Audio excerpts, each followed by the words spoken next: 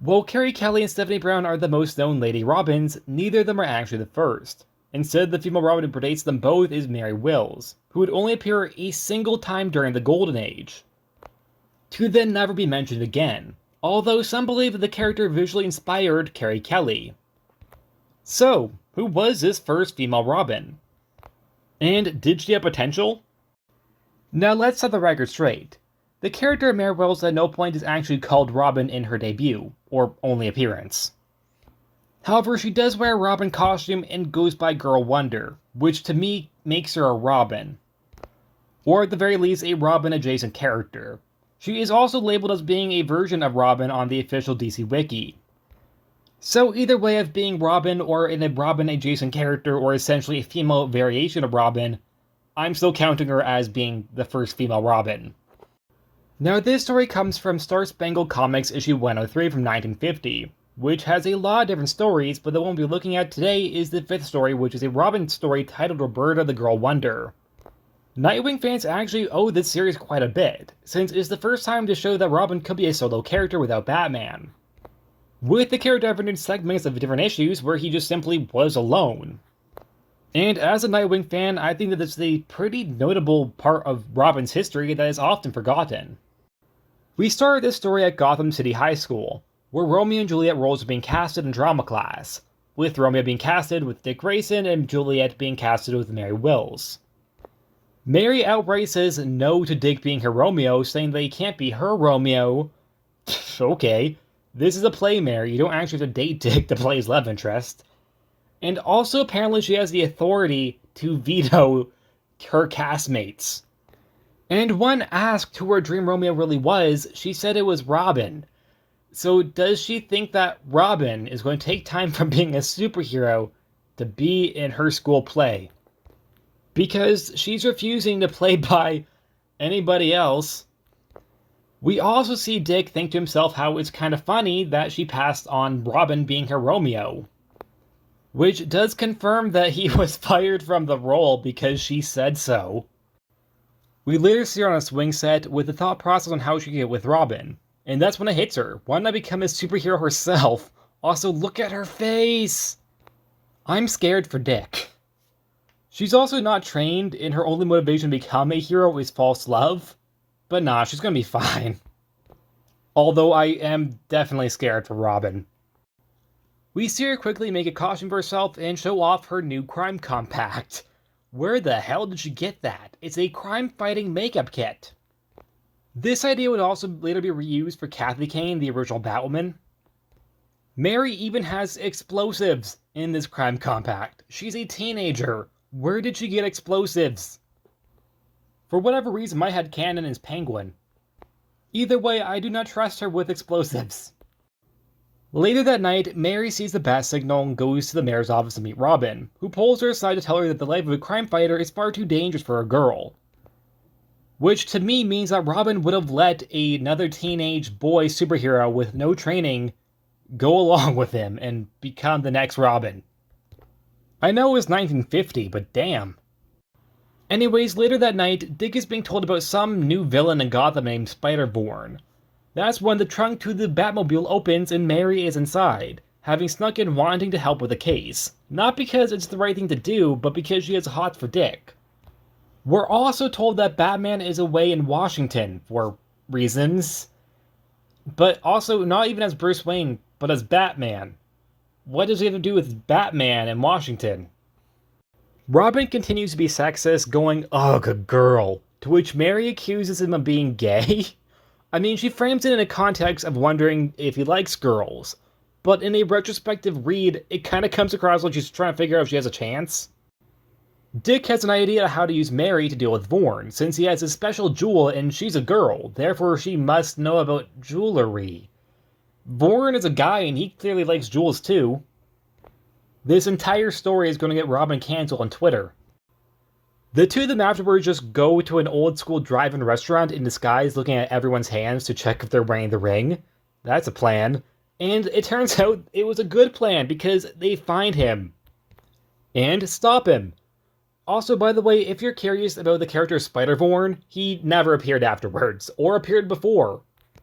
He's just a one-shot villain for this one issue, which kinda is upsetting to me because the name Spider-Vorn to me is pretty cool. To then just waste it on this random jewel guy. Mary afterwards goes by the name of Roberta the Girl Wonder, and starts a romantic or perhaps just a platonic friendship duo with Robin as superheroes. It's a bit unclear what their relationship is. Mary clearly still likes him a lot, but Dick is a little unsure on if he likes her back or not. The two even just go out for a regular picnic in their costumes. However, Dick is still worried about her being hurt in crime fighting because she's a girl. That's why he's worried, not because she's not trained or he likes her. No, she's a woman, and that means he's worried for her. So later that week, during an interview after stopping a robbery, Mary's mask breaks and her real identity is revealed on live TV, which Robin is happy about, thinking that means she can never be Roberta again. However, wouldn't that just make her a bigger target for villains? Because they know she's close with Robin and who she is. I don't think Robin understands what that really could mean for her. And what kind of danger that puts her in being affiliated with Robin, who, by proxy, means she's affiliated with Batman. Robin also calls her good girl, like a dog. No, thank you. And that's how the story ends. Okay, this story, I can see why Mary never came back. She is not a strong case of getting Robin an equal. Her sole motivation of being a hero is because she has a teenage crush on the young boy. It also made me semi-uncomfortable that she shares a name with his mom, which I don't think was on purpose. I hope it wasn't on purpose, but knowing DC, you never know. There's also a lot of sexist tropes. A lot. Like Mary's superhero makeup. And Dick's constant sexist belittling of Mary, which was extremely aggressive. This story also attempts to frame it around Mary and make her the main character, and it doesn't exactly benefit the story, because it wants to focus more on Mary and her love obsession with Robin. Other plot threads are completely ignored or kinda don't make sense. For example, how did they find Spider-Vorn? Also, why was Batman in Washington? And even in the context of it being a love story, we don't even know if Mary knows if Robin is Dick Grayson. I mean, of course she doesn't at the very start, but does she know at the end? Since it's kinda unclear.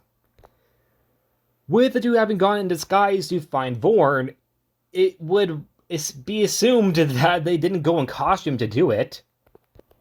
As well as the fact we see that they don't. Meaning, does she know that Dick Grayson is Robin? We don't know, because they never really address it. Which I think would be a pretty important part of their relationship. We don't even know if they had a relationship. It's kinda vague if they're together or if they're just friends. Mary clearly always had a very aggressive crush on him, but if Robin liked her back was never really addressed. So even for a superhero romantic plot that doesn't really need to exist, it's not really a strong story. Since even in that context, there's still holes in the story, and some pretty big ones. Mary also is pretty similar to the original Batgirl, aka Betty Kane, even down to their first name being Mary, and Betty being her middle name. Both are young crime fighters who have the hots for Dick Grayson, and he is sexist to them in return. They both also have crime compacts. Yes, that is a thing that comes back. Betty, however, was much stronger than Mary off the bat, pun intended, with Betty having her own character separate from Dick. Yes, she likes him, but it's not because he's so handsome, but she actually admires him, and he admires her back. It's also not why she became Batgirl in the first place. Now, the reason why she became Batgirl is still a little flimsy, that being because you want to prove to her aunt that she could be a hero. It's still a stronger basis to be a hero than I think Mary's. Betty is also far more competent. While Mary typically messes up in her one issue and needs to be saved by Dick, Betty actually helps Dick a lot. Even in her first appearance, she saved Dick Grayson, her aunt, and Batman. Meanwhile, Mary lost to a loose string. Mary might have also been a visual inspiration for the Carrie Kelly character from the Dark Knight Returns comics. Or it just could be a coincidence, since it's not exactly a unique look. And out of Betty, Mary, and Carrie, personally I would say that Carrie is by far the best. Mary overall wasn't really much of a character, however at the same time is kinda important for making way for more female Robins. Carrie Kelly and Stephanie Brown are two personal favorite characters of mine. So to think that Mary is the first female Robin is a bit surprising. I will say I think the idea of a female Robin being a companion to Robin in his early days is really interesting. Since both Carrie Kelly and Stephanie Brown came afterwards, it's an idea that's primarily just Mary's. However, the execution of this is sloppy and sexist. I don't think we'll be seeing Mary ever again. I mean, I could be wrong. They could just decide to bring her back randomly. All just because I said that. But either way, that was the story of Mary Wills, the long-forgotten first female Robin. I hope you enjoyed this video as much as I enjoyed making it. Please like, subscribe, and I'll see you guys next time. Bye!